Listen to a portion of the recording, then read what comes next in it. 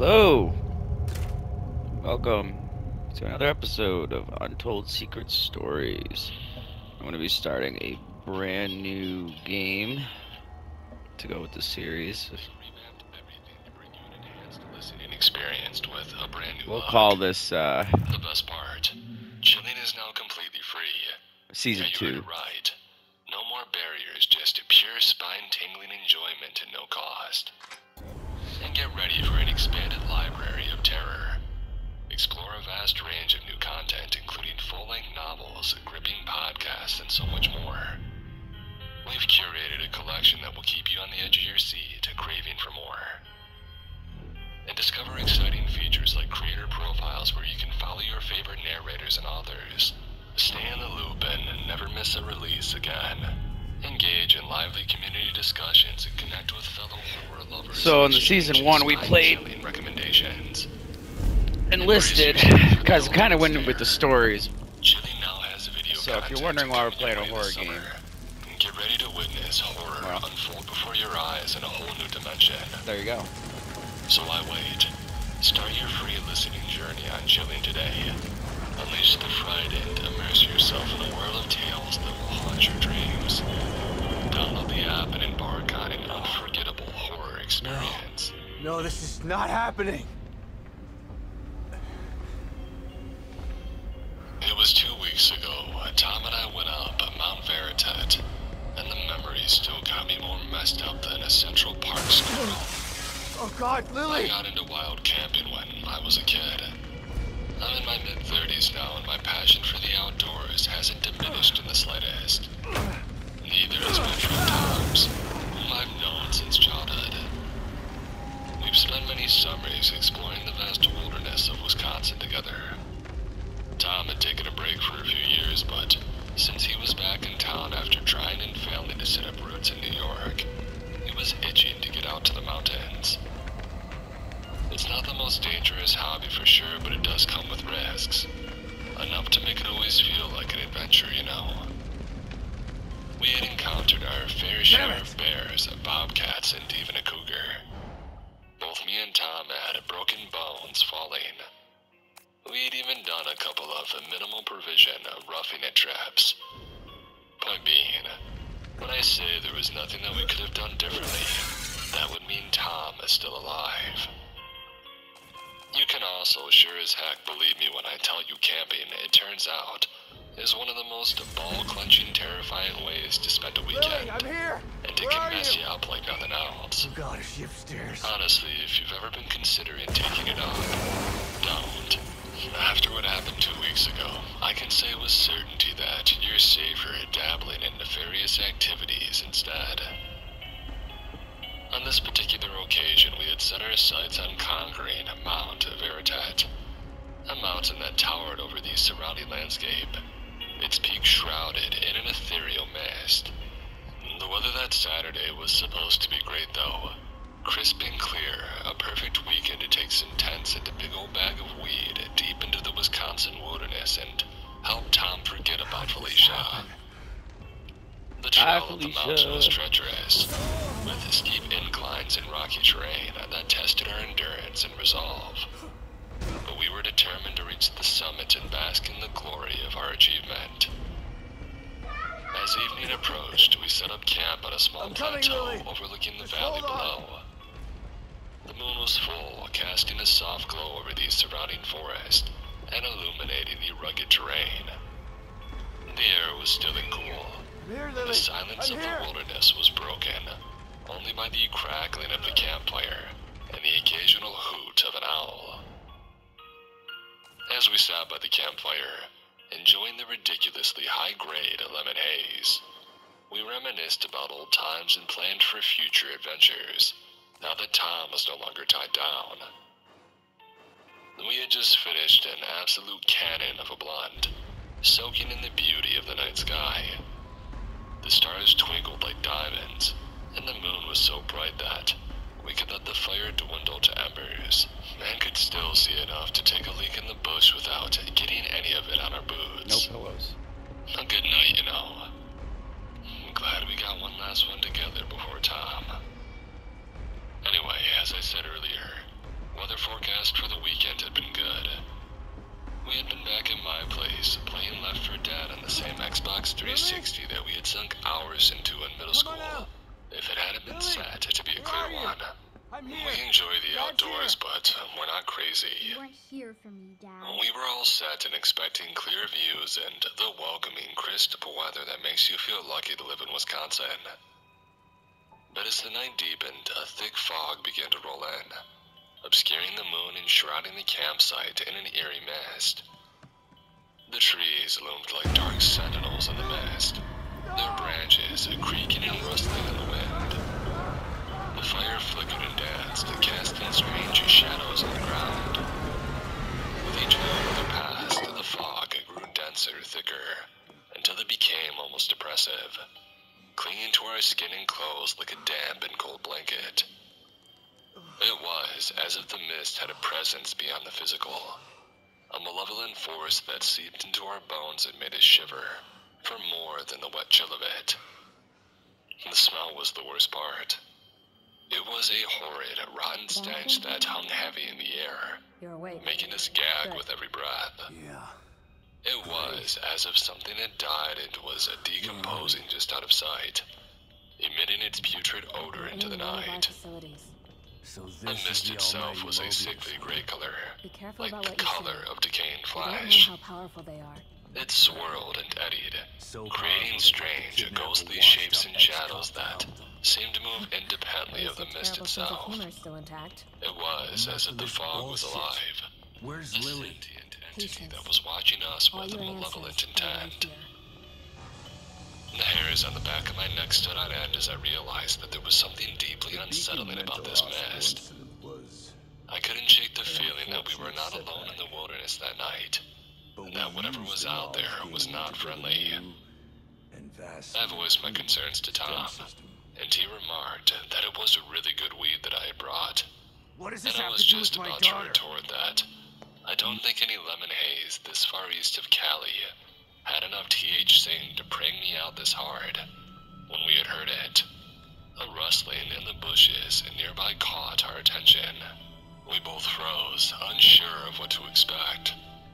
Was it a wild animal or just a harmless critter? We cautiously peered into the darkness but couldn't see anything. We shrugged it off, assuming it was just the wind or a small animal scurrying about. Probably wasn't scurrying though, thinking about it. It was probably running for its life. It's funny how hindsight changes your perspective, ain't it? The smell didn't leave, and neither did the paranoia that Tom was convinced could be put down to too much I smoke. know it's hard to accept. Definitely enough to make us call it there and pick up the good times again tomorrow, though. Little girl. The vibe was totally killed.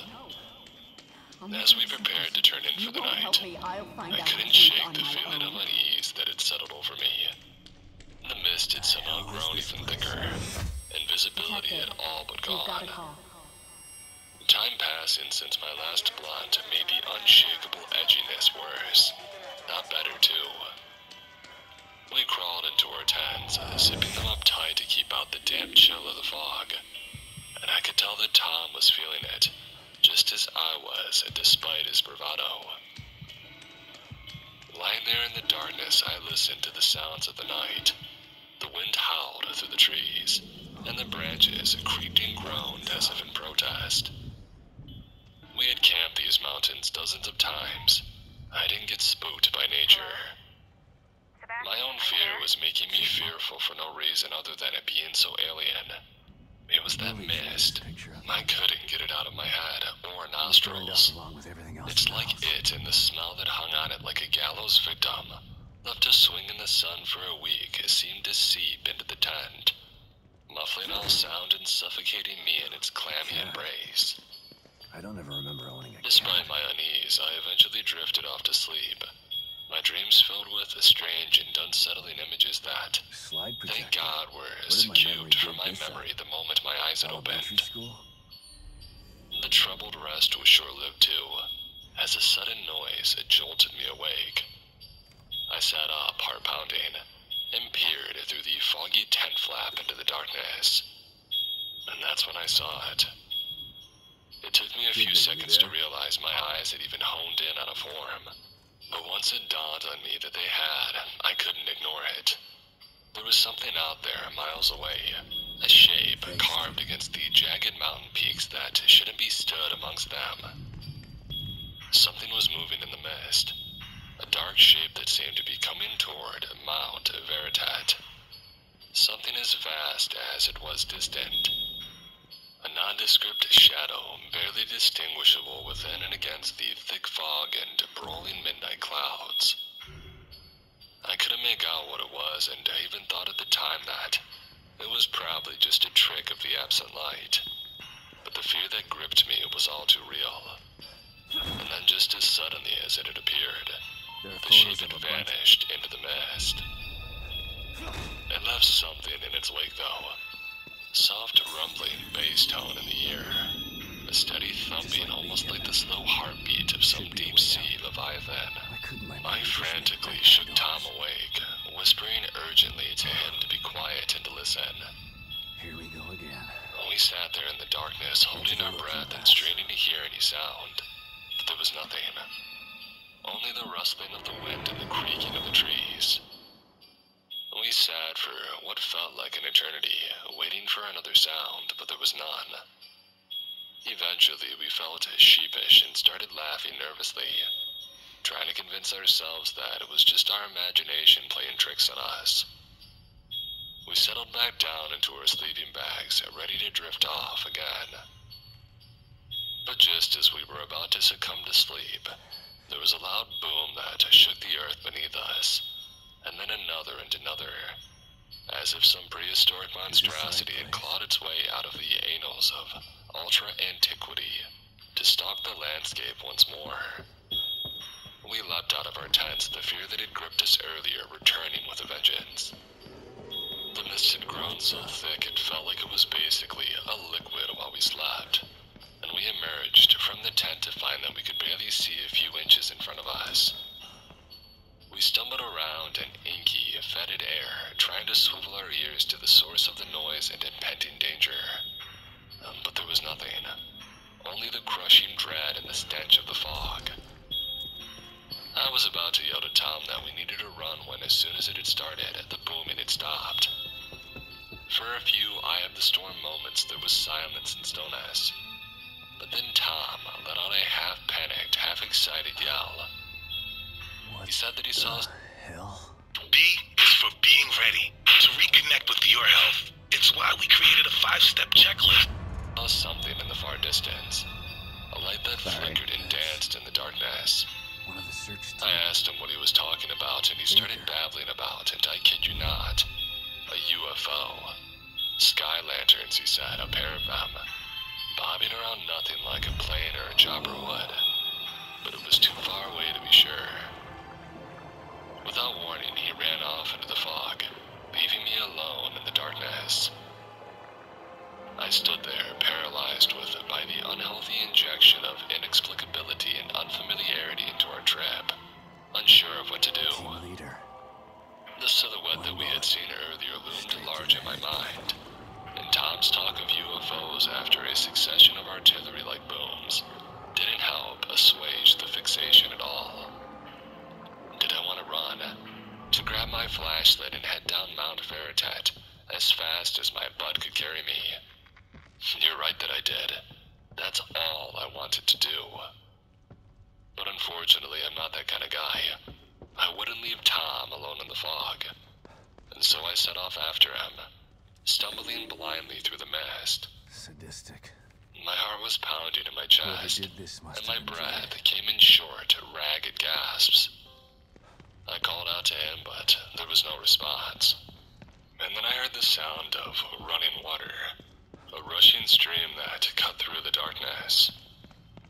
I followed the sound, my feet slipping on the wet stones beneath me. And then, through the mist, I saw it. A vast silhouette looming in the darkness, cut into focus only briefly by a lightning flash of these sky lanterns that Tom had followed. The shape of it indistinct, menacing, and most harrowing of all, impossible to deny the existence of. It towered over me, seeming to stretch up into the very heavens. The peak of it obscured by the twin flares just emerged from above the cloud canopy to illuminate it. Before I could whip the beam of my flashlight around to console myself, with lies about my mind playing tricks on me though, I vanished into the mist, leaving me once again alone in my now piss-soaked pants.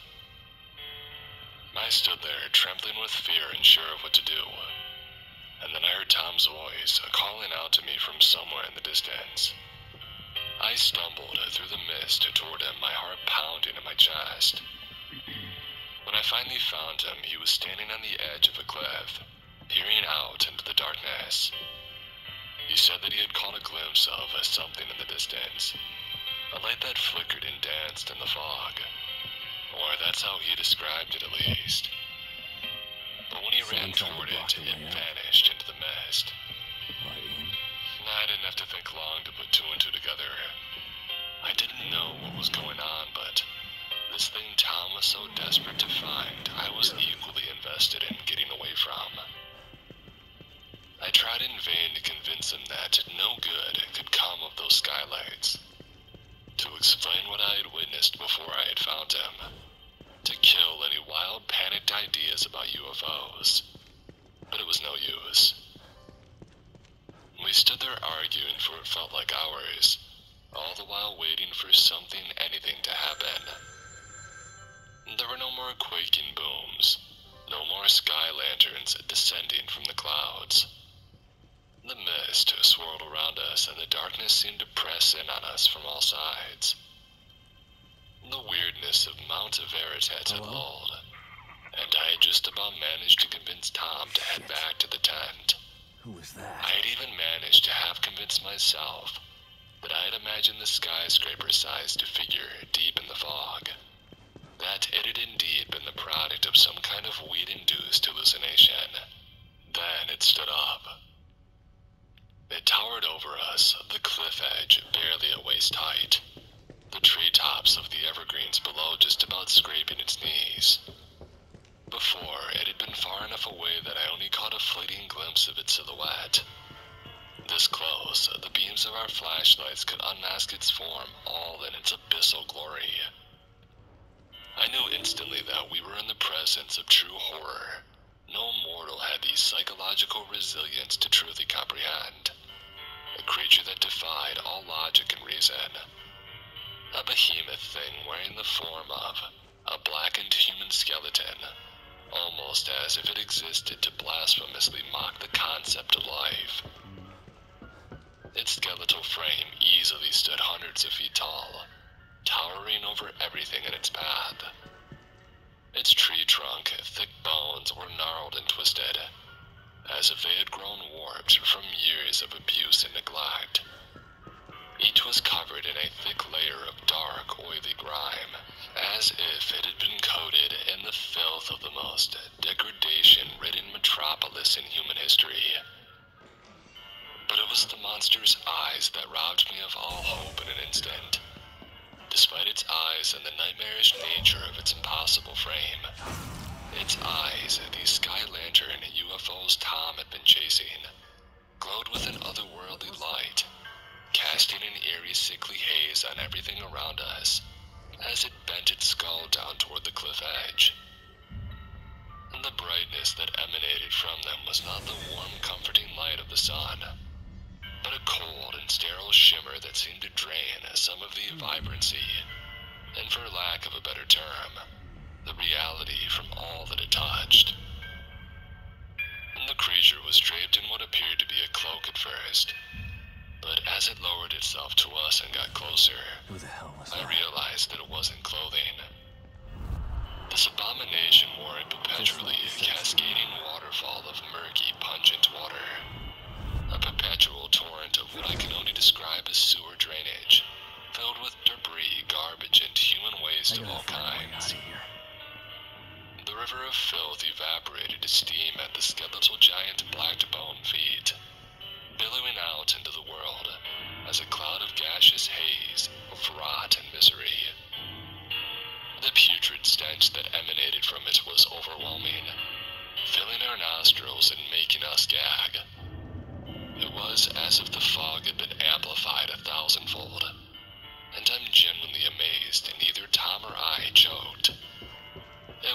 was as if this being was a walking and breathing landfill, a monument to the waste and excess of humanity.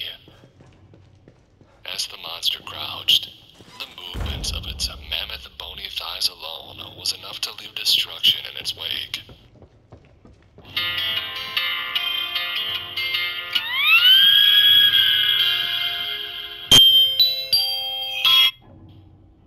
The ground beneath its feet had turned to black and withered, as if all the life had been sucked out of it. Trees and plants wilted and died, their leaves turning brown and crumbling to dust. It was as if the monster's very presence was toxic to the environment, a harbinger of death and decay. The necrotic, rotting giant let out a deafening roar that shook the very ground beneath us, and we could smell its putrid breath from where we stood. And then the monster did something that still makes me shudder to this day. It began to vomit. Oh God, the vomit. The black, slimy substance that the monster spewed forth was unlike anything that I had ever seen before. It was thick and viscous like tar, and it seemed to melt away everything in its path. The smell of it was overpowering, like a mixture of rotting flesh, medical waste, and burning garbage. The ground beneath it sizzled and steamed, and the trees and plants where it landed withered and died. To my horror and disgust, any organic matter of the forest caught in the Titan's unholy bile devolved into a puddle of stagnant, steaming waste. And so did Tom. Had I been standing about 5 foot to the right, none of you would be reading like this. I wasn't standing 5 foot to the right, though. So when the colossal paragon of filth lowered its titanic skull and opened its colous jaw, I walked away unscathed, save for a minor yet still painful bit of acidic backsplash. Tom didn't. He was directly underneath the upended geyser of noxious phlegm that exploded from between the being's charred and cracked teeth. I'm glad that it all happened too fast for me to process it all. If I had been aware, I might have tried to do something stupid like tackle Tom, to get him out of the way. The fact that all I could do was watch with my lip trembling, and my bladder emptied is one of the few reasons that I'm still alive. As I watched my friend being consumed by the monster's vomit, I felt a mixture of horror and revulsion that I could never have fathomed was possible. My cowardice and impotency in the face of the sheer evil that we had encountered gave it a cruel, introspective aspect to it, a feeling I imagined isn't far away from finding out that your spouse is a horrible person, or waking up from sleepwalking to find that you have hurt your dog. It's an emotion I'm sure was caused by the towering, pestilent skeleton's presence as much by its actions too. It was a primordial disgust, one stored in the deepest bowels of our DNA to be pulled to the fore only when the things that terrorized our most ancient ancestors returned. I couldn't bring myself to approach Tom during the few seconds that I lingered at the cliff edge after the waterfall of aseptic acid had ceased. The black, slimy substance was eating away at his flesh, melting as though he were a discarded wax museum exhibit in the furnace of a crematorium. His skin turned to ashen gray and it began to crumble and fold in on itself like molten tarmac.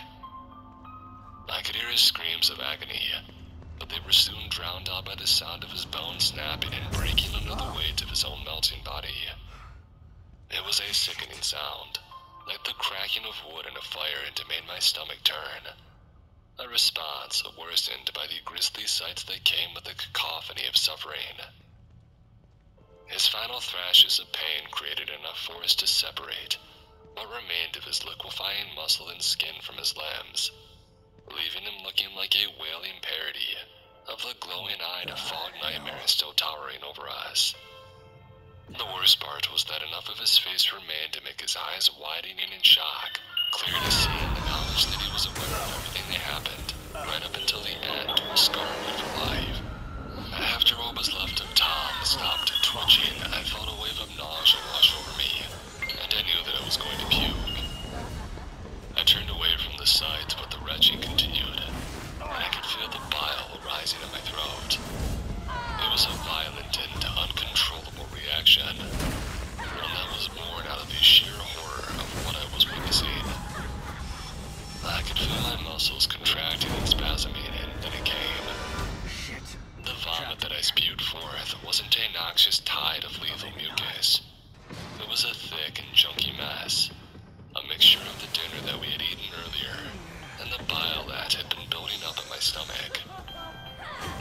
disgusting sight, and it only served to make the horror of the situation even more real.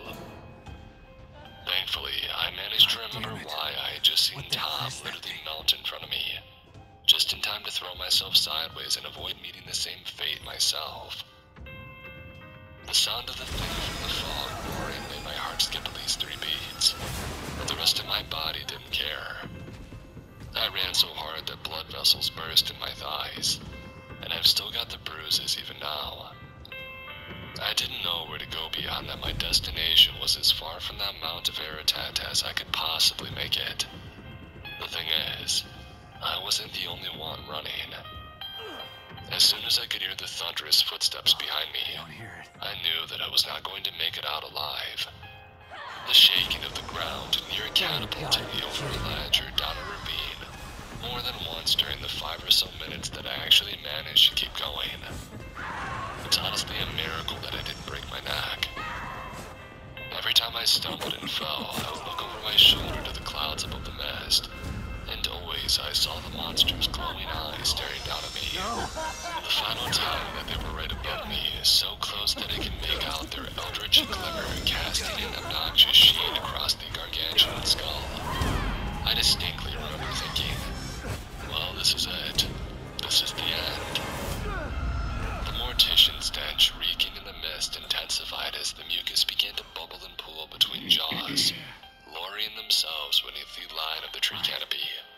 What the fuck? I closed my eyes, my face suddenly numb, and my limbs inexplicably far away from my senses. And then everything went black. I was passed out for 3 days. Sheriff Harworst was at the foot of my hospital bed when I awoke and immediately had questions, most of them around where Tom was. I gave him my answers, and to my amazement, he didn't call me a lunatic. He just sighed, scribbled something in his notebook, and left. I was still pretty out of it even by the time that he had gone. It wasn't until a few hours later that the horror of everything that happened hit me like a claw hammer right in my will to live. When I finally regained my senses fully, my mind was a jumbled mess of fragmented memories. Not what happened with me and Tom on Mount of Aratat, you understand. That was unfortunately crystal clear. The bits I still can't piece together, despite really needing to, or how I got from there to that hospital. Here's the thing. I agree with you listening to this right now. I should be dead. So what in the Deus Ex Machina is going on? That's what this all is about. Why I'm determined to follow this through and not just swallow up the lie.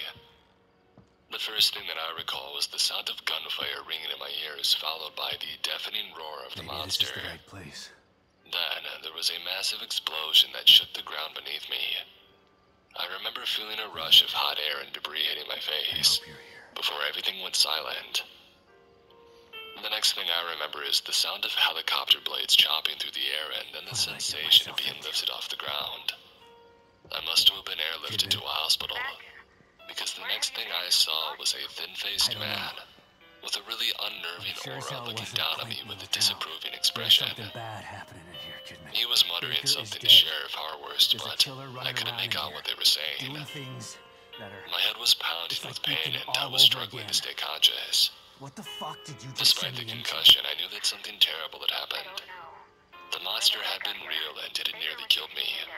But what had happened to it? Had the gunfire and explosion killed it, or had it escaped? Who had even shown up to stop it? No way did the police have the minds of munitions you would need to take down something like that. Whatever that thing was. I must have sensed something or heard something that could put the pieces together. It had something to do with the thin-faced man and Sheriff Harworst. But who was he? I couldn't remember, and the uncertainty only made me feel more frightened and alone. It was a relief when the doctors finally gave me something to ease my pain and help me slip back into unconsciousness. That was 2 weeks ago. Tom's disappearance is being treated. I found out through an old friend in the Marathon County Sheriff's Office. As a natural accident, with the rationale being Tom and I were caught in a freak avalanche. What I saw had been explained away as a concussion-induced dream. Avalanches and concussions don't cause acid burns, though, now do they? So why do I have a splatter pattern of them across my right cheek and arm? Don't worry, To Sebastian. this day, I don't know what It's that just a monster small was or where it came crack. from, or why it didn't let me suffer Yeah. the same fate as Tom. But I Keep know one quiet. thing for sure. Something weird is going on in Marathon County, and the police, or at the very least, Sheriff Harworst, are covering it up. The memory of that night still haunts me, Hello? and I can only Hey! hope that nobody else will ever have to witness the terror that I did on Mount Veritat. Better check it out. Me, though. I need answers, even if it means coming face to face with that thing again. I'm writing this as a kind of failsafe, I guess. I'm going to go poking around, starting with Harworth's house. My friends reading this, you know who you are, Hello? have been told what to do if I disappear after today. I'm sorry that I couldn't tell you why you needed my passwords, but would you have believed me before? As for why I'm making it public, it's because I didn't want to put the burden of sharing this on somebody else. This could run deep, and there could be consequences for posting or even talking about it.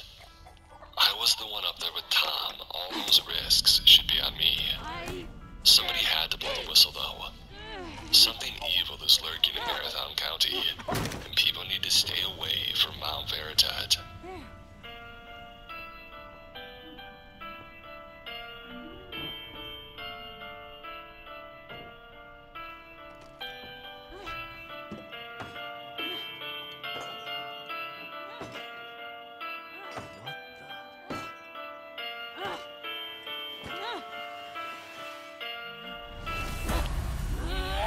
Tractor Supply's Memorial Day sale is happening now with up to Alright, $500 off the so items if you you guys need. are interested in what you're seeing, I do have a series.